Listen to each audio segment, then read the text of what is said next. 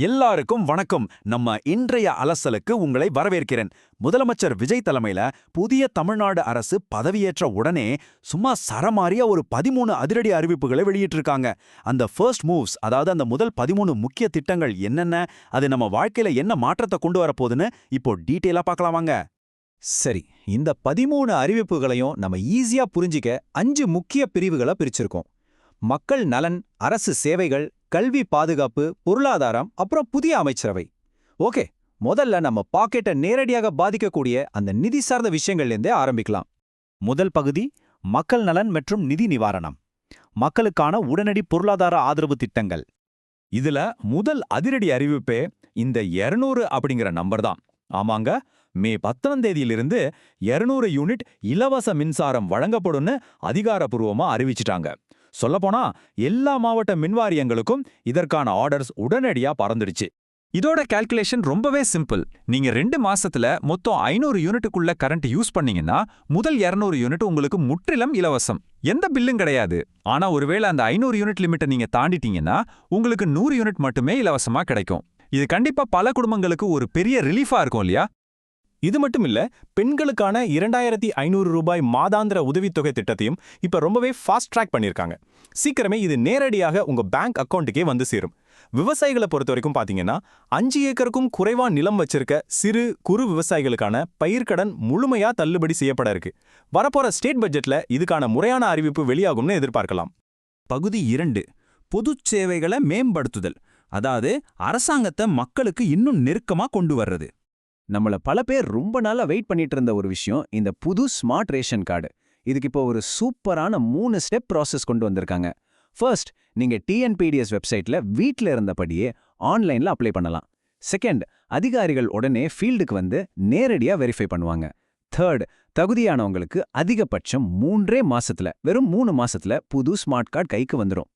Government ஆஃபீஸ்னாலே மணிக்கணக்கா நிக்கணும்னு ஒரு சலிப்பு இருக்கும்ல. இனி அதுக்கெல்லாம் வாய்ப்பே இல்ல. குறிப்பா சார் பதிவாளர் அலுவலகங்கள்ல பொதுமக்களை இனி ரொம்ப நேரம் காக்க வைக்கவே கூடாது. வந்தவங்கள உட்கார வச்சு மரியாதையா பேசணும்னு பதிவுத்துறை ஐஜி ரொம்ப ஸ்ட்ரிக்டான ஒரு ஆர்டர் போட்டிருக்காரு. அடிப்படை வசதிகள்ல எந்த ஒரு காம்ப்ரமைஸும் இருக்கக்கூடாதுன்னு அதிகாரிகளுக்கு தெளிவா சொல்லப்பட்டிருக்கு. பொதுச் சேவைகள் பத்தி பேசும்போது சிவகங்கை கலெக்டர் இளைஞர்களுக்கு கொடுத்திருக்க ஒரு முக்கியமான வார்னிங்கையும் நாம இங்க கவனிக்கணும். வேலைவாய்ப்பு பதிவு பண்றது, ரெனியூவல் பண்றது எல்லாமே அரசு இணையதளத்துல 100% இலவசம்தாங்க. அதனால இந்த புரோக்கர்ஸை நம்பியோ இல்ல போலி விளம்பரங்களை நம்பியோ தயவு செஞ்சு யாரும் காசு கொடுத்து ஏமாற வேண்டான்னு ரொம்ப ஸ்ட்ராங்கா எச்சரிச்சிருக்காங்க. சரி, இப்ப நம்ம பகுதி 3க்கு போகலாம். கல்வி பாதுகாப்பு மற்றும் வானிலை தொடர்பான உடனடி அப்டேட்ஸ். மார்ச் மற்றும் ஏப்ரல் மாசத்துல 10ஆம் வகுப்பு பப்ளிக் எக்ஸாம் எழுதின சுமார் 10 லட்சம் மாணவர்களோட வெயிட்டிங் இதோ முடிவுக்கு வரப்போகுது. வர புதன்கிழமை, அதாவது மே 20ஆம் தேதி எக்ஸாம் ரிசல்ட்ஸ் அஃபீஷியலா ரிலீஸ் ஆக போகுது. ஸ்டூடெண்ட்ஸ் எல்லாரும் tnresults.nic.in அப்படிங்கிற வெப்சைட்ல உங்களோட ரிசல்ட்ஸை பாத்துக்கலாம். சேஃப்டி, அதாவது பாதுகாப்புன்னு வரும்போது சில முக்கியமான அதிரடி ஆக்ஷன்ஸ் எடுத்திருக்காங்க. பள்ளிகள், காலேஜுகளை சுத்தி போதைப்பொருள் புழக்கத்தை முற்றிலுமா ஒழிக்க ஒரு ரகசிய தனிப்படை அமைச்சிருக்காங்க. அது மட்டும் இல்லாம மாநிலம் முழுக்க இருக்கிற டாஸ்மாக் கடைகள் மற்றும் பார்கள்ல எந்த நேரத்திலையும் சடன் ரைட் நடத்த ஆர்டர்ஸ் வந்திருக்கு. இன்னொன்னு, சட்டவிரோதமா செயல்படுற எல்லா குவாரிகளையும் உடனே கண்டுபிடிச்சு மொத்தமா மூடணும்னு உத்தரவு பிறப்பிக்கப்பட்டிருக்கு. இப்போ நம்ம உடனடியாக கவனிக்க வேண்டிய ஒரு அவசர வானிலை எச்சரிக்கை. வங்கக்கடல்ல உருவாகியிருக்க ஆழ்ந்த காற்றழுத்த தாழ்வு மண்டலம் காரணமா மதுரை, கோயம்புத்தூர், திருச்சி உள்ளிட்ட 10 மாவட்டங்களுக்கு கனமழை எச்சரிக்கை விடுத்திருக்காங்க. சோ இந்த மாவட்டங்கள்ல இருக்க மக்கள் கொஞ்சம் அலர்ட்டா பாதுகாப்பா இருக்க வேண்டியது ரொம்ப அவசியம். அடுத்து பகுதி 4 பொருளாதாரம் மற்றும் எரிபொருள். வரவேற்கும் விலைவாசி தொடர்பான சில எச்சரிக்கைகள். இப்போ நம்ம பார்க்க போறது ஒரு ஸ்ட்ராங்கான முரண்பாடு. நம்ம சோர்சஸ் இதை ரொம்ப நடுநிலையா ரிப்போர்ட் பண்ணிருக்காங்க. ஒன்றிய அரசோட பொதுத்துறை எண்ணெய் நிறுவனங்கள் பெட்ரோல் மற்றும் டீசல் விலைய லிட்டருக்கு 3 ரூபாய் அதிரடியா உயர்த்தியிருக்காங்க. ஆனா சர்வதேச அளவுல கச்சா எண்ணெய் விலை குறையும் போது எலெக்ஷன் முடிஞ்ச உடனே இப்படி விலை ஏத்துறது சுத்தமா ஏத்துக்க முடியாத ஒண்ணுன்னு மாநில முதலமைச்சர் விஜய் இதை கடுமையா கண்டிச்சிருக்காரு. ஓகே, இதனால நமக்கு என்ன பாதிப்பு? பொருளாதார நிபுணர்கள் என்ன சொல்றாங்கன்னா, இந்த மாதிரி திடீர்னு எரிபொருள் விலை ஏறுறதால காய்கறிகள், அத்தியாவசிய பொருட்கள் மற்றும் சரக்கு போக்குவரத்து செலவுகள்லாம் ரொம்பவே அதிகமாகும்னு எச்சரிக்கிறாங்க. ஏற்கனவே நேஷனல் லெவல்ல பணவீக்கம் ஏறிட்டு இருக்கிற இந்த நேரத்துல நம்ம சாமானிய மக்களோட பட்ஜெட்ல இது ஒரு பெரிய தாக்கத்தை ஏற்படுத்தணும்னு தான் சொல்லணும். ஃபைனலா பகுதி 5 புதிய அமைச்சரவை. நம்ம இதுவரைக்கும் பார்த்த இந்த மாற்றங்கள் எல்லாம் வழிநடத்த போகும் டீம் இவங்க தான். இந்த 13 அதிரடி திட்டங்களை களத்துல இறங்கி செயல்படுத்த போற அந்த கோர் டீம் இதுதான்.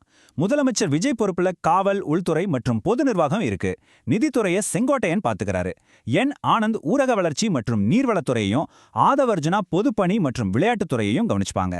அதே மாதிரி அருண்ராஜுக்கு மருத்துவத்துறையும், நிர்மல்குமாருக்கு மின்சாரம் மற்றும் சட்டத்துறையும் ஒதுக்கப்பட்டிருக்கு. நம்ம விவாதிச்ச திட்டங்களை சக்சஸ்ஃபுல்லா கொண்டு சேர்க்க வேண்டிய பெரிய பொறுப்பு இந்த அமைச்சரவைக்கு தான் இருக்கு. சரி, இந்த அலசலோட முடிவுக்கு வந்துட்டோம். ஃபைனலா உங்ககிட்ட நான் கேட்க நினைக்கிற கேள்வி இதுதான். மக்கள் நலன், அரசு சேவைகள், பாதுகாப்புன்னு இப்படி பல துறைகள்ல எடுக்கப்பட்டிருக்க இந்த 13 ஆரம்பகட்ட அதிரடி முடிவுகள் ஒட்டுமொத்தமா இந்த மாநிலத்தோட பொருளாதாரம் மற்றும் சமூக எதிர்காலத்தை எப்படி மாற்றி அமைச்சு போகுது? இத பத்தி நீங்க என்ன நினைக்கிறீங்க? கொஞ்சம் யோசிச்சு பாருங்க. மீண்டும் இதே மாதிரி இன்னொரு சுவாரஸ்யமான அலசல்ல உங்களை சந்திக்கிறேன். நன்றி.